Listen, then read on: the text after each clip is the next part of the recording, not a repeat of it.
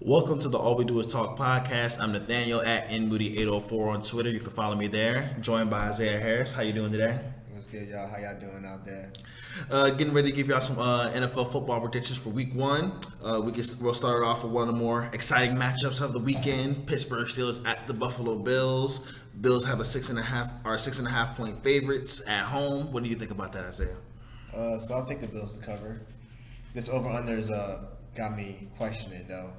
I'm scared. The over/under's at 48.5. It's pretty high, relatively high. And I'll go with under. I'll go with under. I'll also take Buffalo to cover just because 6.5. It's a touchdown. I can see Buffalo winning by a touchdown.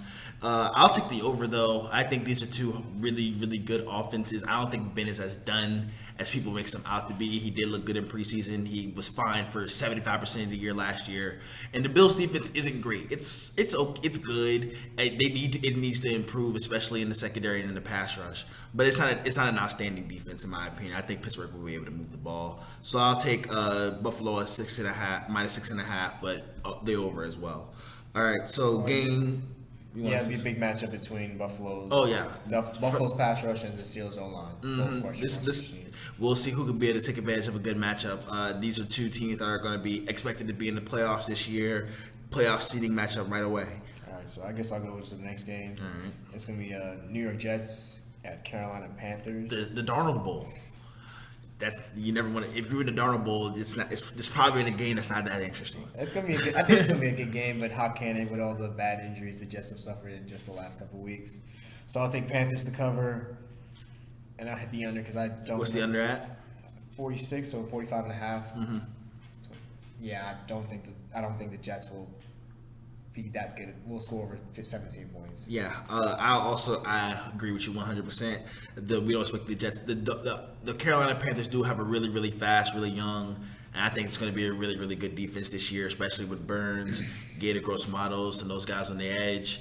They signed Hassan Reddick in free agency as well. Their secondary is going to be outstanding in my opinion. So yeah, it's probably going to be a struggle for the Jets. Darnold should have a good showing in his first game against his old team. So yeah, Carolina Panthers -3.5, and I'll also take the under. I don't expect there to be a lot of scoring in this game with Sam Darnold and Zach Wilson playing quarterback.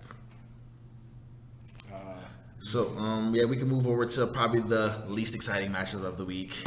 We got a good old-fashioned AFC South slobber knocker between the first overall pick Trevor Lawrence in his debut at Houston to go take on Tyrod Taylor. And the team that's probably going to be picking the next number. And the next team to pick number 1 overall, the Houston Texans.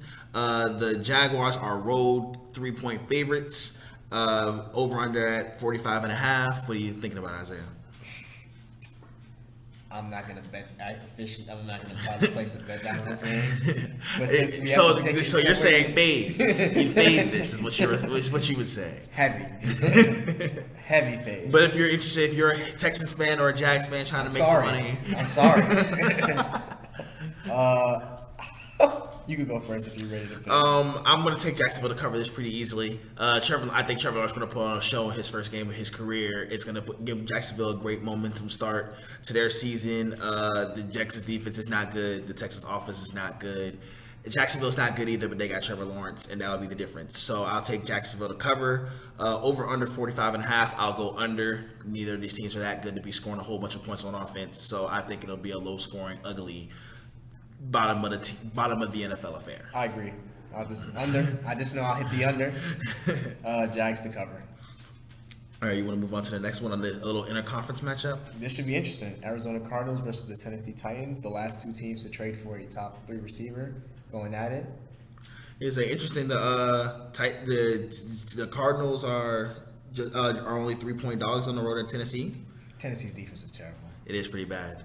But we got to see Kyler Murray. He looked like an MVP candidate through September last year, and then obviously things got a little bit more difficult as people figured out that offense. Who do you like for this one? I'll take Tennessee to cover. You'll take Tennessee and I'll take the over. What's it at 53.5? Oh wow. That's 30, 31, 35. Wow. Yeah, that was my prediction for the Cowboys Bucks game yesterday. Tennessee -3. You know what? I'll take Arizona +3. I'll take Arizona to win the game outright. It's a really. I think these are two evenly matched teams in terms of talent. Obviously, Tennessee's got the big three-headed monster, and Derrick Henry, Julio, AJ Brown. That's going to be a nightmare for anybody to deal with, especially the Cardinals. But the Cardinals looked like a team that was on the cusp of a playoff run last year until Kyler Murray's shoulder gave out on him. With a healthy Kyler Murray and nobody in that secondary to guard DeAndre Hopkins, I think that this is a good opportunity for Arizona to show that they are a player in the NFC West. I'll take Arizona +3. I'll take the under. 53.5 is too high. I just don't know if Arizona has a secondary to guard two of Tennessee's receivers. It's going to be ugly, but I think Tennessee is going to be too busy trying to run the ball, and that'll definitely keep the scoring down, in my opinion, and it might give Arizona the door that they need to steal the game late. If you want to move on to the next one, we got a nice little conference battle here with the Bird Battle. Atlanta Falcons versus Philly Eagles. I'll take the Eagles to cover, and I'll hit. I got it at 48.5. That's what this is. Yeah, 48.5. I'll hit the under. Yeah, I like the Falcons at home. 3 coin flip. That's basically what it is. These two teams are pretty evenly matched as one of the lower tier teams in the NFC this year, but they still got talent across. There's still plenty of talent here as their NFL teams. Matt Ryan's a good quarterback and he's at home. Philadelphia probably doesn't have a secondary still to really handle Calvin Ridley and Kyle Pitts. And I don't really trust Jalen Hurts to go win a game on the road like this. So I'll take Atlanta to cover, and I'll take the under. I don't think they'll be putting up too many points in this game. All right, next to the my sleepy good game of the 1 o'clock window. LA Chargers take a trip over to FedEx Field and will play the Washington football team. Obviously, I gotta try to take my Cowboys bias out of it. We're picking Washington football team's games, but it's gonna be tough for LA. They gotta fly cross country, so it's gonna be a 10 a.m. game for them because the game's gonna be played at 1. That's gonna be tough. Washington's got a killer defense, but I'm taking the Chargers here to at 1 point with a 1.5 spread. I'm taking the Chargers at +1.5. I think they come on the road, and the Washington football team struggles last year did come against better quarterbacks and better offenses, and I expect that to continue with Justin Herbert, who looks like he's on the cusp of having one of those incredible type of breakout seasons. And with the Keelan Allen and Mike Williams, and that offense looks geared up and ready to go, and I think their defense will be able to shut down Ryan Fitzpatrick, and I think that'll be enough to get the Chargers to win in DC. With a 44.5 point spread, I'll probably take the under. Washington defense is still going to be good enough to keep the scoring low, and I think Fitzpatrick's inability will keep the scoring low. Yeah, so I'll take Chargers 24-20. That's the under. Yeah, just barely, but yeah. I'll take Chargers 24-20. Yeah, I think Justin Herbert will be good enough to beat Ryan that. Fitzpatrick. It's going to be tough. All right, so let's just go ahead and move on to we got the San Francisco 49ers at the kneecapper Detroit Lions. 8.5 point spread. This looks like the second biggest spread of the weekend. 49ers coming off the Super Bowl 2 years ago, injury riddled last year, but no one's really got high expectations for Detroit this year. What do you think about the big ass line they got? I tell you, it's one of my upsets of the week. I'm going to take upset of the week. I've got Detroit pulling up the upset. So money line plus 310. I took the money line. It's sneaky. That number I got it. It's at 8.5 right now. That's gigantic for a week 1 game, and I really don't know how good Jimmy Garoppolo is going to come out looking. So I'll take. There's going to be an upset, so I'll take Detroit to upset the 49ers. Doesn't mean their season's over or anything. Just week 1 madness. Well, I'll take the under. Yeah. I just can't see Detroit. I think San Francisco has got a well-oiled machine coming into Detroit, going on the road against Detroit. I don't really see how Detroit's going to be able to slow down anything. Kyle Shanahan schemes up on the offensive end, and Jared Goff's going to be helpless going against Nick Bosa and those pass rushers in San Francisco. I'll take San Francisco to cover to 8.5. I think they'll win the game pretty comfortably with a dominant run game and defensive attack. I'll also take the under because we know San Francisco loves to run the ball, and we know they're great on defense, and I don't expect a whole lot of positive, especially with Detroit's left tackle just getting ruled out. That one scares me, but before the game, so that's definitely going to be a big problem for them. I don't know how they protect Jared Goff, and if Jared Goff's not protected, I don't know how they move the ball. So yeah, I'll take San Francisco minus 8.5 and smash the under. Yeah, definitely under. Detroit, just to get the upset one. Next, we're moving on to probably the best game of the 1 o'clock window. Seahawks traveling across the country to play the Indianapolis Colts. Yeah, Carson Wentz healthy and ready to go for week 1. Is Quentin Nelson ready to go too? I don't think they made it official. I haven't heard yet. But they both came back to practice. So Colts get some great injury news heading into week 1. They're going to have their fresh new shiny toy at quarterback at home. The defense is coming back for another run at it. But they are home underdogs. The Seahawks are -3 on the road at Indianapolis. What do you think about the score there, Isaiah? What do you think's going to happen? I'll take the Colts. I'll take the Colts to win. I think I'm going to win. That's a sneaky steal your money line from Vegas. I think, like you said, those West Coast trips are tough. They're hit or miss. Unlike LA, who I had taking advantage of theirs earlier, I think it's still a tough to go across country to start the season and play an early kickoff. I'll take the Seahawks cover. Probably a great game that comes down to the wire. This over/under is making me question because I think I'll take it at 30-24. Mm-hmm. Yeah, I'll take the over.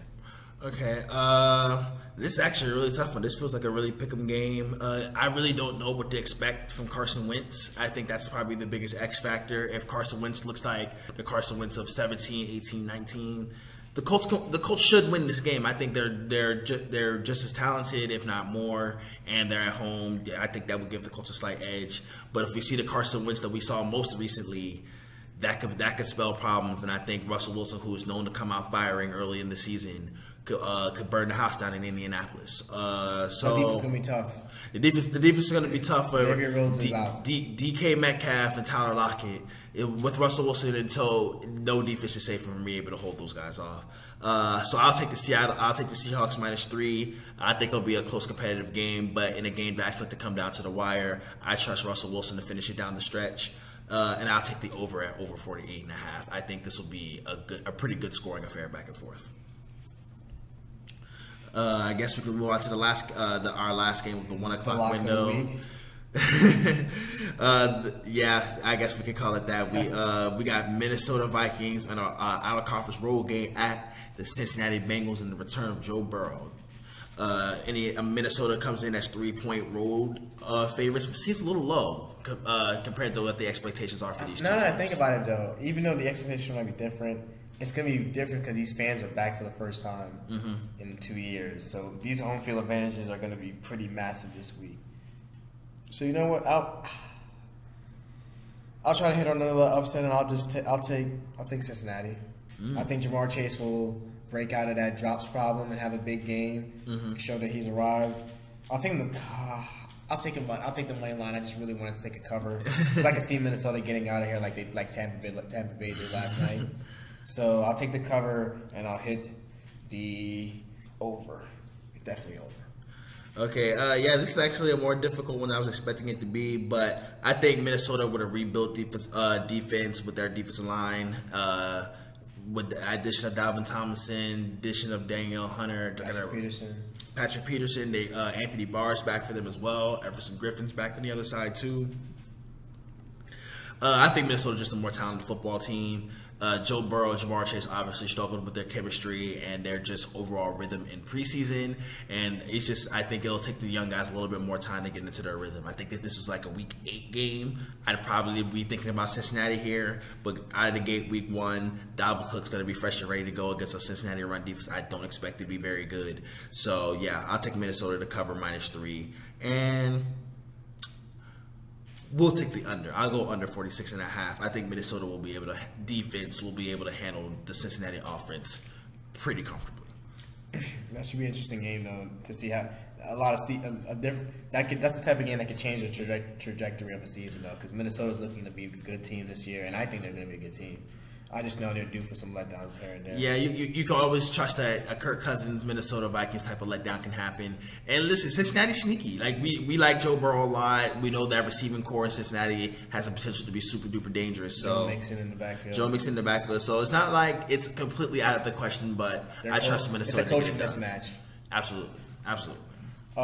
Next we've got the 425 games, which are 4 of them, so they were able to hide the Giants away at 425. But first, we got Dolphins at Pats. Nice, big time division matchup to get the season playing off division right. rivals in week 1. It's the worst. Yeah, it's gonna be tough. And then also, the first time these two quarterbacks, two started a little bit last year, but they're both getting opening day starts as the unquestioned guys of their football teams.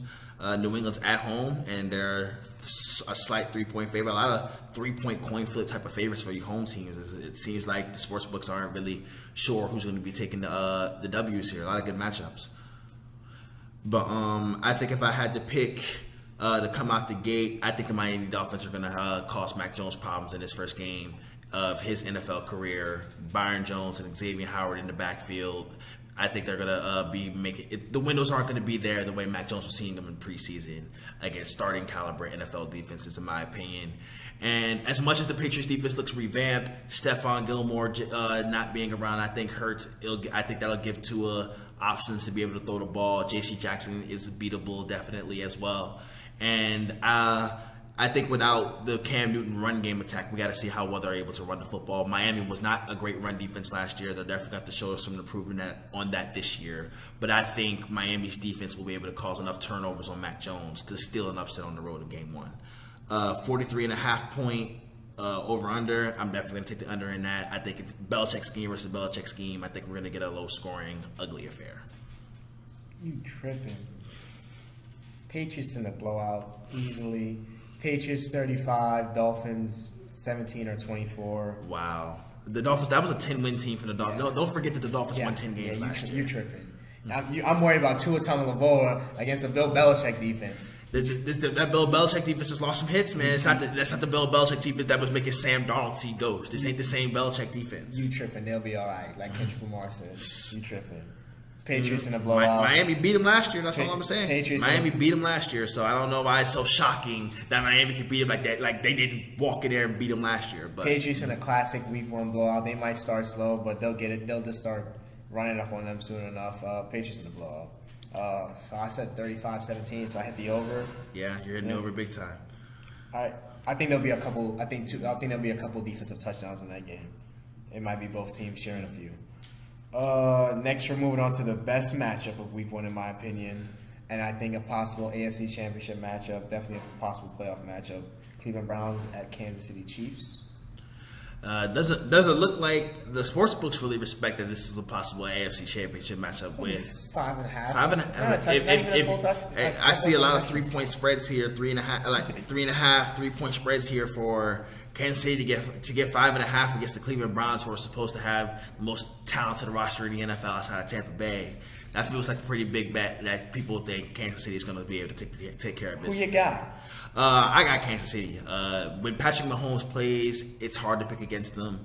Completely rebuilt offensive line. The Kansas City defense was decent last year. I expect Spagnuolo to have a good plan to be able to slow down the run. We've seen them be able to slow down the run when it matters. What they did it to Derrick Henry in the playoffs a couple years ago.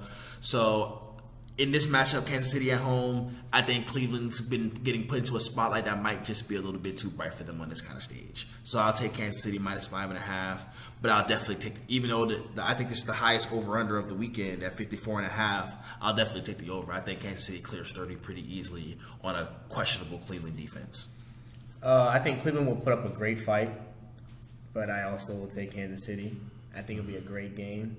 Probably, I can see 38-35. I can say a 38-35 type of game. Like the shit game last year? Baltimore, Cleveland, that type of match, that type of shootout? Yeah, 38-35. But Kansas City will probably win by a touchdown because it's Kansas City. Most teams don't beat Kansas City, so they might be on a warpath. They're a hard team to beat. There are people talking about them going 20-0, and it's not everyone thinks it's out of the question, even with an extra game. And now on the opposite end of the spectrum, that's game with the lowest over/under. And the game that I'll be stuck watching. I won't be watching this football game, y'all, I promise. Daniel Jones and the New York Giants are getting a visit from Teddy Bridgewater / Drew Lock and the Denver Broncos. Who you got in the snooze fest of the 4 o'clock? I am actually shocked to see here that y'all are home underdogs to Teddy Bridgewater. That is what. So Honestly, people, I feel like as much as I don't like the New York Giants, I feel like that's easy money almost to get the Giants +3 at home. But they're only if the money line's only +134. It's like pick 'em, but like they've got the picks tilted towards Denver. I don't know. I think Denver seems like the more trustworthy team. Like I think we know more about what we could expect from Denver. The Giants have a little bit more of a variance factor in theirs, but Giants at home, Teddy Bridgewater. Giants are probably going to have a top 10 defense. I don't think the Broncos will be able to. I think it's going to be a ugly, low score. I don't think either team hits 20. I think it'll be that type of slow scoring affair. But I'll take the Giants +3. I'm not going to necessarily take the money line because I don't really trust the Giants either. So I'll take the Giants +3 at home. I think these are two teams that are about the same. Both really good defenses, both with quarterback questions. But games at New York always tend to be ugly. These are going to be a really strong defensive matchup between two defensive-minded teams. The over-under is at 41.5. I'm still going to take the under. I would be surprised if both of these teams hit 20, barring a defensive or special teams touchdown. I mean, it's easy money. Vegas is banking on people's hatred for the Giants this one, and they'll take safety in the Broncos and Vic Fangio, even though they're about the same type of team. But hope all y'all who bet Tampa Bay -9.5 like that was ever gonna happen lost some good money. I hope y'all did. Yeah, Giants to cover, which I have them take. I'll just take the money line, but I'm gonna take the over. It's my team, so listen. I'm looking forward to watch a 27-17 early snooze fest, but then a defensive or special team touchdown to bust it open. The backdoor cover. This started at 1, and then I don't even know if Bradley Chubb's playing. He got arrested this week, so I haven't heard anything about him not playing, but we'll see how that goes. But not really a fun one to look forward to. Hopefully, they hide that into the local channels. Then the America's Game of the Week.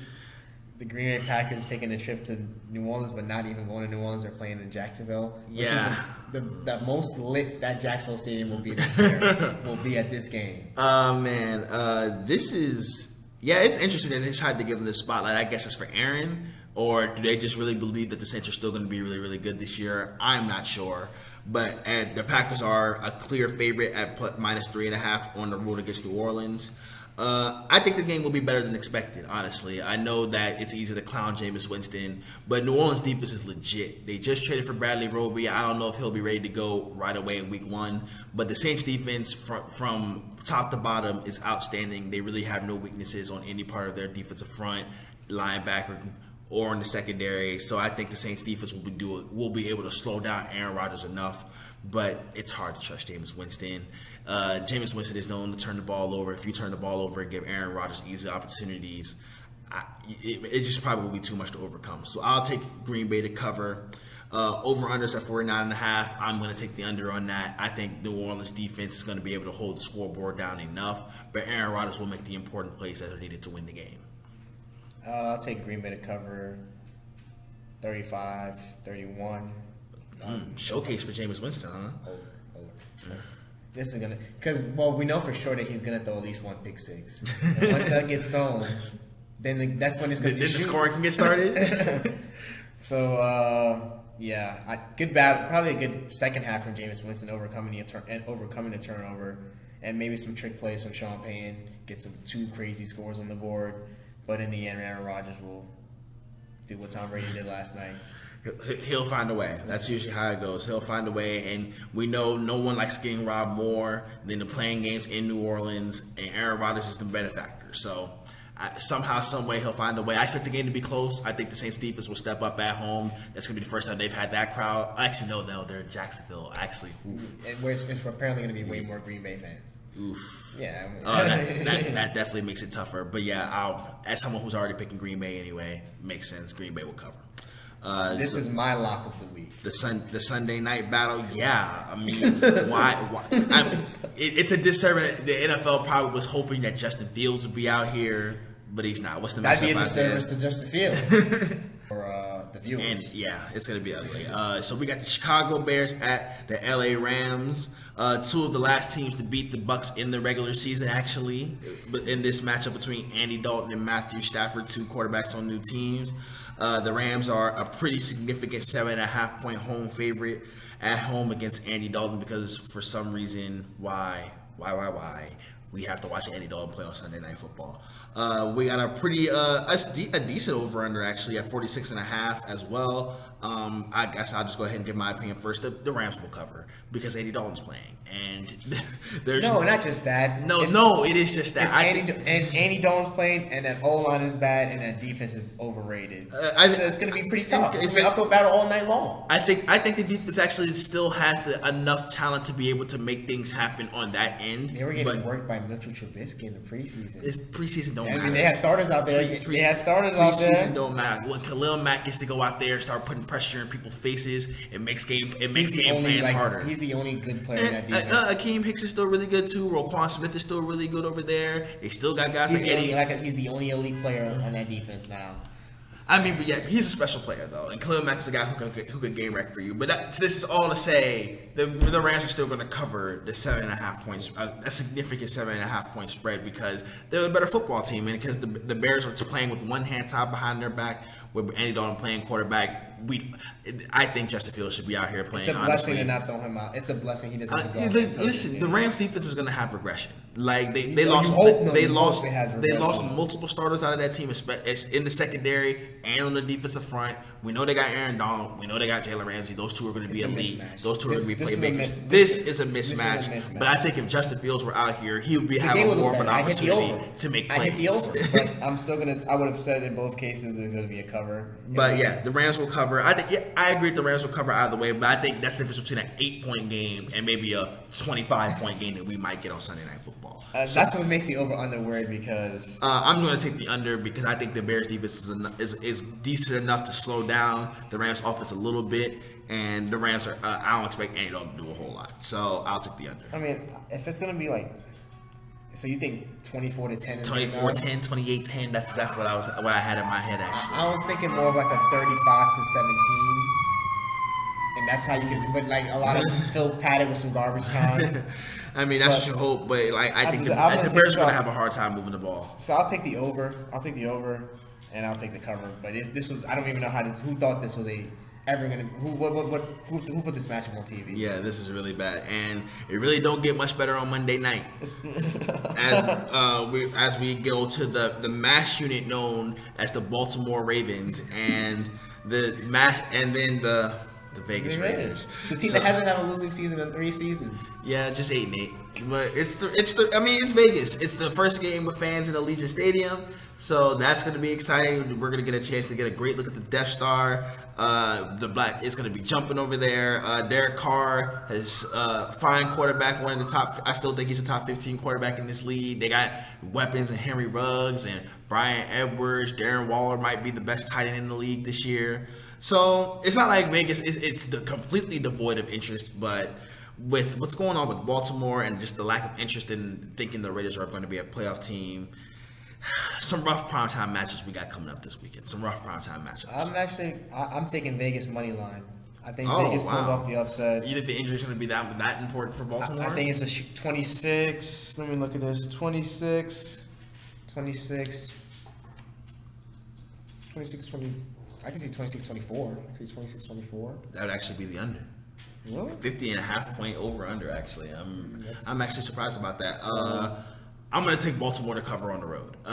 It's only 3.5. It's only minus 3.5. So Baltimore would have to win by 4 points to cover, and I think they're more than 4 points better than the Vegas Raiders, even with the injuries to their running backs, even with the injury to Marcus Peters. That the Ravens defense is still going to be baseline very, very good. Marcus Peters hurts their ceiling a little bit, but I don't think it'll be that significant for them.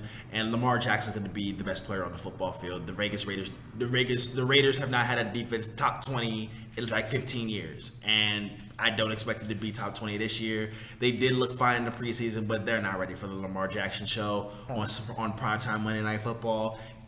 I just can't see it, and the Baltimore defense will be able to make enough plays on Derek Carr and on awful offensive line that the Vegas Raiders are going to be putting out. And it's looked good. It's looked decent. Leatherwood's looked really good. I'm telling you, Vegas now, like, Vegas is the worst part. They're not a bad team. They're just a mediocre team. They're a mediocre team. I think the Ravens are a very good team, and that's why I think the Ravens will be able to cover 50.5 points. I'm going to take the under. I respect the Ravens defense to be able to hold down the Vegas Raiders enough to keep the spread from getting that high. And with the way Baltimore's going to probably just run the football, it may not get to like shoot them out like we're just blowing them out 40-7 proportions. But I think Baltimore should win this game by a touchdown or more. I'll take the Vegas money line. I'll take Vegas 26-24, 27-24. I think Baltimore just got hit too soon. Just a little too soon. They won't be able to overcome all the new faces right away, and I think Vegas is good enough to. Their offense is good, and I think Baltimore's defense without Marcus Peters, I don't know how good they're going to be against the run. Patrick Queen wasn't too amazing last year. I mean, having a top flight number 2 corner is one of the hardest things to have in the NFL. Absolutely. And to lose one, they're going to put a young guy in there who might not be ready.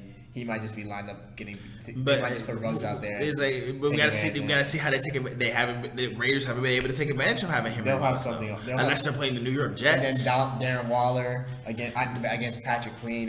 Baltimore is consistently a top 5 team in defending the tight end in the NFL. They know how to game plan. They know how to game plan for it. They know how to be able to make plays happen against tight ends. Baltimore's one of the most well-coached, well-ran organizations in the league. I trust them to be able to have. They can lose. I'm not going to sit here and say they can't lose, but I think they have the mental toughness to be able to overcome some of the hardships they've been dealing with. Some bad injuries. You're right. And I'm just saying. I just think that this screams like trap game because of how bad the situation they're in. At least we only get one. At least this game's not being played at 10:15. All right, y'all enjoy football, and we'll 7 hours of commercial-free football with Sky Hansen, man. I know we all can't wait for that. Red Zone's going to be fired up. Man, football's back, man. Can't wait for it. And Eric's picks are coming up right now. All right, everyone. My picks for this NFL, I'm going to go Panthers -4 with the over of 45. I think that's a revenge game for Sam Darnold. It's his Week 1 Super Bowl. I'm going to go Lions +8.5 against the 49ers. I think that spread is too big for any NFL game. And I'll take, if the Lions are keeping it within 8.5, the over of 46 will hit. Titans versus Cardinals -3. I'll take the Titans -3, but the under of 53.5. What's the next one we got? Chargers versus football team. When I bet this game, I got it as a pick 'em, but I'm seeing it right now. It's Washington -1.5. I'll go Chargers +1.5 on this spread, and I'll go the under of 45. Eagles, Falcons. I will take the Falcons -3.5 and the over 48.5. Jaguars, Texans, the toilet bowl. I will take Jacksonville -3.5 and the under 46. Seahawks, Colts -2.5 for Seattle. I'll take Seattle -2.5 and the under of 49. Steelers, Bills. I will take the Bills -6.5 and the over of 48.5. Vikings, Bengals, lock of the week. Minnesota -3 against Cincinnati. With the I'll take the under of 47. Broncos, Giants. I will take the Giants +3 with the under of 42. Chiefs, Browns. I will take the Browns +5.5. I think that'll be a really close game with the over of 54.5. Dolphins, Patriots. Patriots -3.5. I will take the Patriots and the under of 43.5. Low number, but I think both defenses will keep both rookies. I consider Tua still a rookie. Keep both rookies under that number. Saints and Packers. Packers -3.5 and the over 49.5. I'll take the over and the Packers. Rams -8 against the Bears. What are with these big spreads in the NFL? I'll go Rams. I'll go Rams -8, lay the big number, and the over of 46.5. I know both defenses are good, but I think the Rams will prevail. And then the Monday Night Football game, Ravens-Raiders.